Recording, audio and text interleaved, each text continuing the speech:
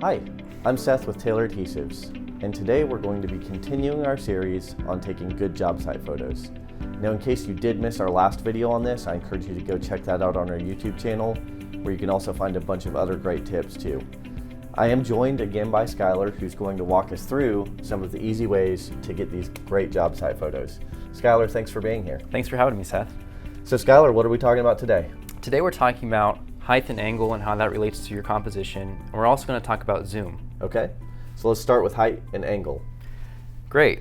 So not every picture you take has to be perfect, but height and angle are a great way to switch up your shot and get a lot of different options. So one thing you can do is you can stand on a ladder and get up high, or you can keep those knee pads on and get down low to the ground. Okay. Another thing is switching up your angle.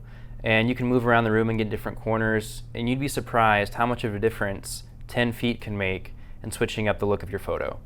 All right, so height and angle both seem pretty easy to figure out, but it's definitely going to help in getting those photos that we want. But you said we were also going to talk about zoom. Yes, zoom is a great way to switch up your shots as well. And there's two things about zoom that you need to keep in mind. There's optical zoom and digital zoom. Okay, what's my difference? So optical zoom is utilizing the different lenses that your phone has. Digital zoom is using the original photo and just cropping in on it, which actually results in a loss of quality.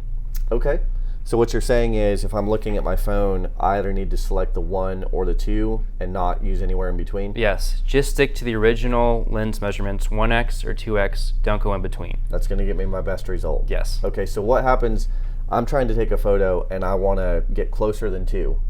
Okay, so for that, I'd recommend just moving up closer with your body.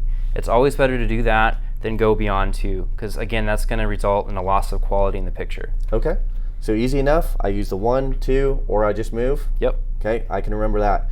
Now, what if on my phone I have a 0.5? Now, 0.5 is like your ultra wide angle, and that's great if you're in tight spaces and need to show the whole room, or if you're in a big room and you want to show off the whole space, ultra wide is the way to go. Okay, perfect. Well, Skylar, I appreciate it. Again, great tips. We are going to be continuing our series on taking good job site photos, so don't forget to come back and check those out. We'll be posting those soon on our YouTube channel. Again, just remember, at Taylor Adhesives, we are with you every step.